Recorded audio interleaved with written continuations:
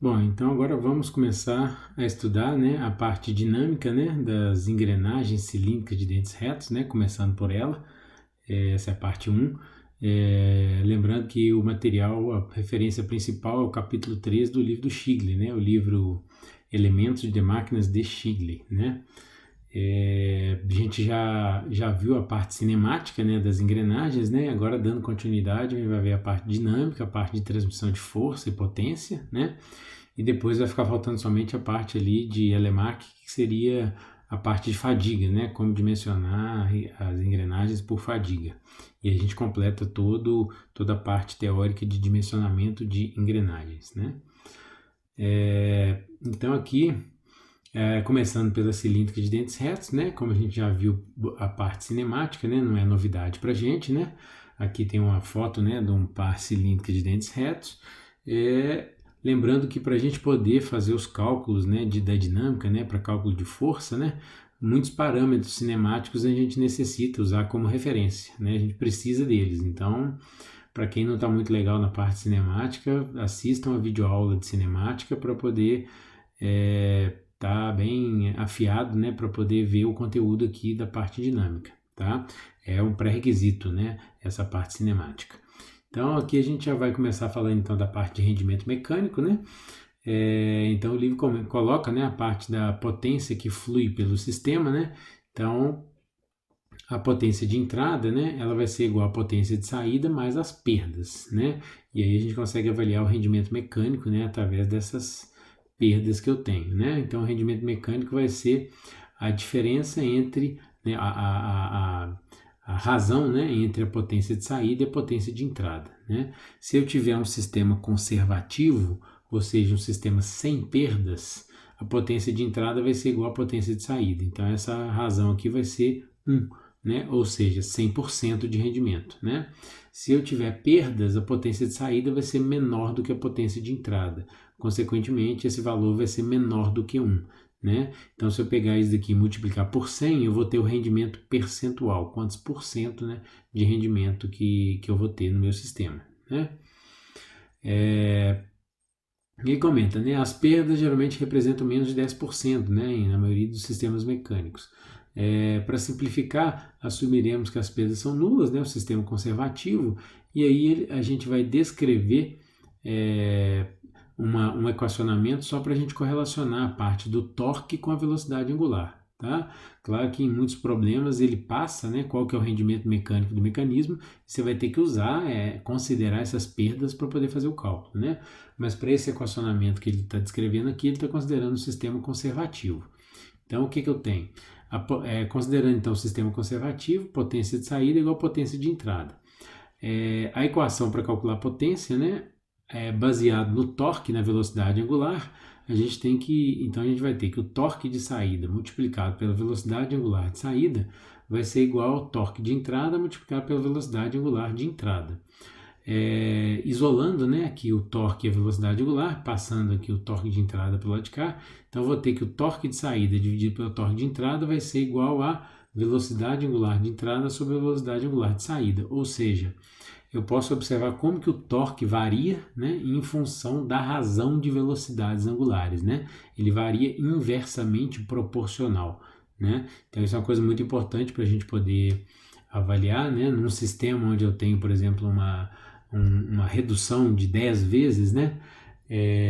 A razão de torques também é de 10 vezes, né? Então, claro, considerando as perdas, né, que são pequenas, mas eu tenho essa razão de torques também, né?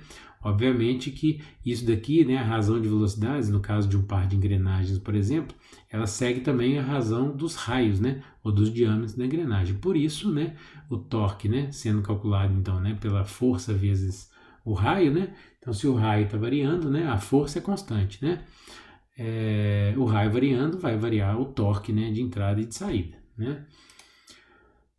Então, falando um pouquinho de rendimento mecânico, né, aplicado à transmissão por engrenagens, né?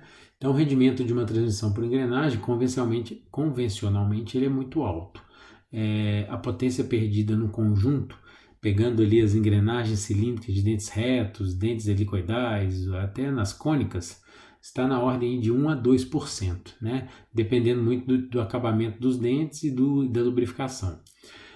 O sem fim coroa geralmente é o elemento aí onde geralmente eu tenho o menor rendimento mecânico, tá? A gente vai discutir isso mais para frente. Se eu tiver uma transmissão em duplo estágio, ou seja, ao invés de ter somente um par de engrenagens, se eu tiver 2 pares, né, nessa transmissão, então eu vou multiplicar, né, por exemplo, vamos supor que o rendimento é 98%, eu tenho 2% de perdas, né, ou rendimento 0,98%. Então a eficiência global vai ser a multiplicação desses rendimentos, né? Então vai ser 0,98 vezes 0,98, né? Eu tenho dois pares, né? Então eu vou ter um rendimento de 96%. No total, 4% de perdas, né? E aí aqui a gente consegue visualizar como é que se dá a transmissão de forças, né? Na engrenagem cilíndrica de dentes retos. Lá na parte cinemática a gente já tinha comentado um pouquinho sobre isso, né? Mas aqui a gente vai detalhar mais, né? Então veja que a gente está considerando aqui, ó, duas engrenagens se acoplando, a engrenagem 2 acoplando com a engrenagem 3, né? O pinhão e a coroa. A engrenagem 2 está girando no sentido horário e a engrenagem 3 girando no sentido anti-horário, né? Aqui ele já traçou o ângulo, a linha de ação, né? E o respectivo ângulo de pressão, né, que as engrenagens possuem, né? Ele não desenhou a circunferência de base, né, para não ficar complicada a figura, desenhou somente as circunferências primitivas, né? Então essas duas, para eu saber qual que é a distância entre centros, basta somar os raios primitivos das duas engrenagens, né? A gente já viu isso lá na cinemática. Então, como é que vai se dar a transmissão de força, né? Então, se a gente for analisar então a transmissão de força, considerando então que a engrenagem 2, o pinhão, é a engrenagem motora, né? Então o que vai acontecer? Eu vou ter então, na hora que a engrenagem 2 se acoplar com a engrenagem 3, vamos considerar ali a princípio que o engrenamento está acontecendo exatamente ali no ponto primitivo, né? Esse ponto vermelho onde eu estou marcando. Então, qual que é a direção da força que a engrenagem 2 vai fazer na engrenagem 3, né? Vai ser na direção da linha de ação que está desenhada, né, com o respectivo ângulo de pressão. Então, a força vai estar representada por esse vetor, né, que no diagrama de corpo livre aqui do lado, a gente já desenhou as engrenagens separadas, né, e como eu faço um diagrama de corpo livre de cada uma das engrenagens, na hora que eu vou desenhar o corpo livre da engrenagem 3, eu desenho a ação da engrenagem 2 em cima da engrenagem 3. Então repare que o vetor que eu desenhei, né, com a setinha virada, apontada aqui para cima, é exatamente essa mesma setinha, né? Ou seja, a força que a engrenagem 2 está fazendo na engrenagem 3, correto? Quando eu faço o diagrama de corpo livre da engrenagem 2, lembrem que é um par de ação e reação. Então, a reação que a engrenagem 3 vai fazer na engrenagem 2, ela vai ter a mesma magnitude, a mesma direção e somente sentidos opostos, né? Então, muda somente o sentido dessa força, né? Como está mostrado aqui nesse diagrama de corpo livre, né? Então, assim que eu represento, né, a componente total da força, né? Claro que para eu poder fazer os cálculos, eu vou depois decompor na direção tangencial e na direção radial para poder, né, deduzir equações para calcular cada uma das componentes, né? Mas aqui a gente está fazendo um diagrama de corpo livre geral. E obviamente se eu tenho uma força atuando, por exemplo, na engrenagem 2 aqui, vai gerar uma reação lá no eixo, né, da engrenagem 2, que é o eixo A que ele chamou. Então essa força FA2 seria a força que vai aparecer no eixo da engrenagem devido a essa força de reação que está acontecendo. A mesma coisa acontece na engrenagem 3, né? Então lá no eixo B, né, eu também vou ter uma força atuando, né, que vai ser ela vai surgir devido à atuação dessa força F23, né? O TB3 e o TA2 são os torques, né, que eu vou ter ali representados, né, nas respectivas engrenagens, ok? Então aqui, ó, nos diagramas de corpo livre a gente consegue identificar cada uma dessas componentes, né, que a gente falou. Então ali, ó, o F23, né, que é essa componente aqui, é a força de ação da engrenagem 2, que atua na engrenagem 3, né? E o F32 é a força de reação da engrenagem 3 na engrenagem 2, né? O FA2 é a força da árvore A na engrenagem 2, né? Então lembrando, esse termo árvore aqui, né, quer dizer um eixo que transmite potência, né? E o FB3 é a força da árvore B na engrenagem 3, né? O torque TA2 e o torque TB3, o torque TA2 é o torque de ação da árvore A na engrenagem 2. Lembrando que o torque, né, na transmissão do torque, o eixo recebe o torque, provavelmente de um motor, né, ou de onde quer que ele esteja vindo. O eixo transmite o torque para a engrenagem 2, a engrenagem 2 transmite o torque para a engrenagem 3, e a engrenagem 3, por fim, transmite o torque para o eixo B, que vai levar o torque para onde ele estiver sendo utilizado na máquina, né? Então esse é o caminho ali, né, da transmissão do movimento e do torque, né? Então, consequentemente, o torque TB3 é o torque de reação da árvore B, né, na engrenagem 3, né? Por isso os sentidos, né, que estão mostrados aí na figura, ok? E como a gente comentou, né, se a gente pegar então para decompor as forças, né, então analisando ali no pinhão, então agora nós demos um zoom, né, no diagrama de corpo livre do pinhão, e aí o F32 que está mostrado ali, né, que é a componente total da força, ela pode ser decomposta na direção tangencial, né, que é esse F32 tangencial, e também pode ser decomposta na direção radial, que é o F32 radial, né? Aqui é muito fácil. Obviamente que também, se eu quiser decompor a força FA2, né, eu também posso decompor nas duas direções, tangencial e radial. E obviamente para eu calcular o quanto que vale cada uma das componentes em função dessa componente total, né, o ângulo de pressão eu sei que é esse daqui, ó, esse é o φ, né? Então para eu calcular a cada uma das componentes, né, basta eu aplicar esse triângulo retângulo, né?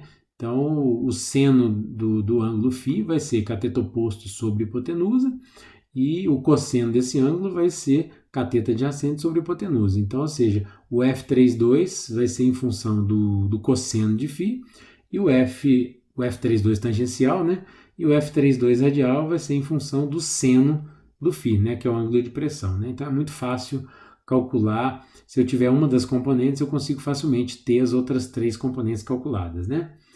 E aí o livro fala uma coisa muito importante, que é, dessas três componentes aqui, ó, existe uma delas que é a mais importante, que é chamada de componente útil, né? Então, ali, ó, define-se como força ou carga transmitida, que é a partir daí o livro vai começar a usar o termo WT, né, como a componente útil, né, que é capaz de realizar trabalho. Então, o F32 tangencial é que é a componente útil. Ela é que é capaz de fazer a engrenagem girar, né?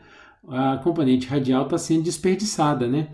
Então, ela é uma das justificativas do porquê que eu tenho o rendimento mecânico, né? Que eu tenho perdas, né? E o que ela está gerando? Além dela estar sendo desperdiçada, ela vai gerar momento fletor no eixo da engrenagem. Considerando que o eixo dessa engrenagem vai ter que estar apoiado em mancais, essa força está gerando momento fletor, gerando flexão no eixo. Então, na hora de eu calcular o diâmetro desse eixo, esse eixo vai ter que suportar essa carga radial gerando flexão, né? Flexão alternada devido à rotação, né? Então, esse WT que nós vamos encontrar daqui para frente será essa componente útil, né? E aí, né, ele descreve algumas equações importantes, né, ali. Então, fazendo o Ft igual a Wt, o torque transmitido pode ser calculado pegando, então, a força Wt vezes o raio, né, ou o diâmetro dividido por 2.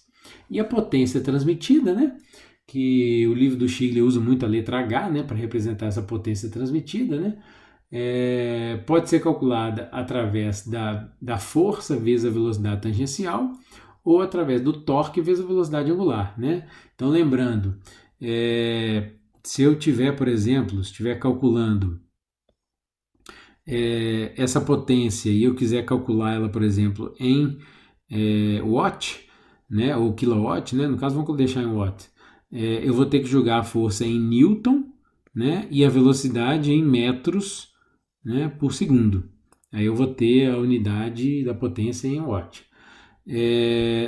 Se eu estiver usando a equação do torque, eu vou ter o torque em newton metro, né, e a velocidade angular vai estar em radianos por segundo. Né? Essas são as unidades ali adequadas que eu tenho que usar, né, para não precisar de nenhum fator de conversão. Né? A gente acaba sabendo que existe uma equação que a gente vai ver logo já no próximo slide, que é comum a gente encontrar no livro, que ela tem um fator de conversão, porque geralmente a velocidade angular ela não é usada em radianos por segundo. Né? Na maioria das vezes, quando você tem um catálogo de motor ou algo do gênero, do redutor, você tem a velocidade em RPM. Né? Então você tem fatores de conversão para facilitar você usar a equação. Né? Então aqui a gente pode ver, né, ali, o torque, né, a ser aplicado, né, consequentemente o torque TA2 vai ser a componente útil, né, vezes o raio, ou o diâmetro dividido por 2. E essa componente útil ela também pode ser calculada através da potência e dessa velocidade. Né? Então essa é a equação que eu comentei ali, ó, se eu quiser calcular a componente útil na transmissão de um par de engrenagens, né, eu posso jogar nessa equação, é 6 vezes 10 a 4, que multiplica a potência, né, que eu estou deixando a letra P mesmo, né, mas pode ser a letra P ou a letra H, dividido por πdn. Se eu usar essa equação, eu teria então, ele está colocando então a potência em quilowatt, então se a potência eu for colocar em quilowatt, eu vou ter a força em quilonewtons, né, e o diâmetro eu posso jogar em milímetros, né? E a rotação em RPM. Né? E aí eu vou ter esse fator de conversão. O 6 vezes 10 a 4 dividido por π é o fator de conversão que me permite julgar o diâmetro em milímetros e a rotação em RPM, ao invés de julgar em radianos por segundo. Né? Então essa equação é uma equação que é muito importante, que ela pode ser usada para sistemas que transmite torque, né? Sistemas rotativos. Então nós vamos deparar com essa equação não só aqui na cilíndrica de dentes retos, mas também nos outros tipos de engrenagem, incluindo outros elementos de máquinas. Né? Quando eu estou avaliando, por exemplo, a transmissão por uma correia, por uma corrente, né? Eu também posso, né, utilizar essa equação aí para poder avaliar, né, a componente útil ali que está sendo transmitida. Né? Então, para a gente poder aplicar essa teoria que a gente acabou de ver, o livro propõe um probleminha, né, para a gente resolver e aplicar essas equações de dinâmica. Então, aqui está o enunciado do problema, é um problema resolvido, tá, lá no livro do Shigley. Mas é fundamental, como eu já comentei com vocês tentarem resolver esse problema antes, né, de ver a solução. Né? Então, ele está mostrando o pinhão 2, né, dessa figura, gira a 1750 RPM, né, no sentido anti-horário, como está mostrado aqui na figura, e transmite 2,5 kW a engrenagem intermediária 3. Então, aqui eu tenho uma engrenagem intermediária, né, que está sendo acoplada, né, nesse conjunto. Então, em vez de ter apenas duas engrenagens, aqui eu tenho 3 engrenagens, uma é intermediária. Os dentes, né, são cortados segundo o sistema com 20 graus, né, o ângulo de pressão vale 20 graus, né, e profundidade completa, ou seja, dentes normais. E as engrenagens têm um módulo de 2,5 milímetros, né, isso vale para as 3 engrenagens. O número de dentes está marcado aqui. A engrenagem 2 tem 20 dentes, a engrenagem 3 tem 50 dentes e a engrenagem 4 tem 30 dentes. Né? E ele pede: desenhe um diagrama de corpo livre da engrenagem 3 e mostre todas as forças que atuam sobre a mesma. Então, o que ele está pedindo aqui é para você fazer o diagrama de corpo livre da engrenagem 3 e desenhar e calcular todas as forças que estão atuando nela. Então, veja bem, eu tenho o acoplamento da engrenagem 2 com a engrenagem 3, né? Então, aqui vai ter uma transmissão de força. E tem o acoplamento da 3 com a 4. Então, ali naquele contato eu tenho outra transmissão de força. Então, lembrando, quando eu estiver fazendo o diagrama de corpo livre da engrenagem 3, no acoplamento da 2 com a 3, vocês vão ter que desenhar a ação da 2 em cima da 3. E na hora que eu estiver desenhando o acoplamento da 3 com a 4, no diagrama de corpo livre da 3, eu vou ter que desenhar a reação da 4 em cima da 3, né? Porque eu vou desenhar somente a engrenagem número 3. E aí eu vou ter a força no eixo, né? No ponto B, né? Para vocês calcularem também, tá? Então é isso ali, ó. Pede-se, né, as forças que atuam na engrenagem 3 e ele faz um comentário. Como a engrenagem 3 é intermediária, ela não transmite potência à própria árvore, ao próprio eixo. Então vocês vão reparar que no eixo A vai ter um torque atuando, né, que é o torque que provavelmente vem do motor, e no eixo C também tem um torque atuando, que vai guiar a máquina que esse trem de engrenagem tiver conectado, né, que esse conjunto tiver conectado. No eixo B não tem nenhum torque, né, porque a força está sendo transmitida direto, né, passa pela engrenagem 3, mas vai direto para 4. Né? No eixo da B, para dimensionar o diâmetro dela, teoricamente ela não está submetida a momento torsor, somente a flexão, né? Que são as forças que vocês vão calcular, ok? Então, peguem, né, esse probleminha, né, para poder resolver, tentem quebrar a cabeça aí para poder resolver, e aí na nossa próxima aula síncrona, né, a gente discute sobre a solução desse exercício, ok? Tentem fazer primeiro, ok?